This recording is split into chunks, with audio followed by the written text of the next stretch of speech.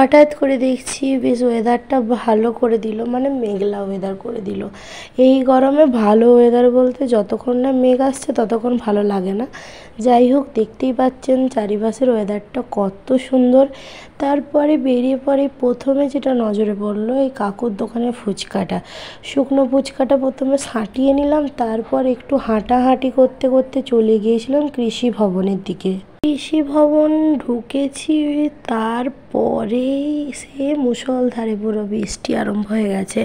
বৃষ্টিতে হালকা মতন ভিজে পড়ে ওই সুফল বাংলায় ঢুকেছিলাম, কিছু জিনিসপত্র নিলাম, এই আমুল কুলটাও নিয়েছিলাম, এই গরমে একটু ঠান্ডা ঠান্ডা না খেলে হয়।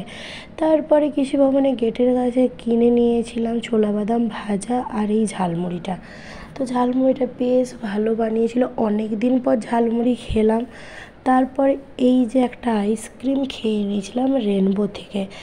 বেরোনো মানে কিছু না কিছু খেতেই হবে, না খেলে আমার ঠিক ভালো লাগে না। লোক ভাববে আমি খাবার উদ্দেশ্যেই বাইরে যাই, সেটা নয়, আমি ঘরে থাকলেও খাই। তারপরে এই যে এত সকল জিনিস কিনেছি, ফল দোকানের কাকুটা পুরোই ঠকিয়ে দিল, ওজন দরে কলা কিনেছি আমরা বোকাদের মতো। যাই হোক, কলার ওই মোটা খোসাটাই ছিল, শাঁস বলে সেরমভাবে কিছু ছিল না, ভেতরটা পুরোই খালি। তারপর সেলিব্রেশন থেকে ছোলা বাটোরা নিয়েছিলাম, রাত্রে খেয়ে ঘুমিয়ে পড়লাম। টাটা।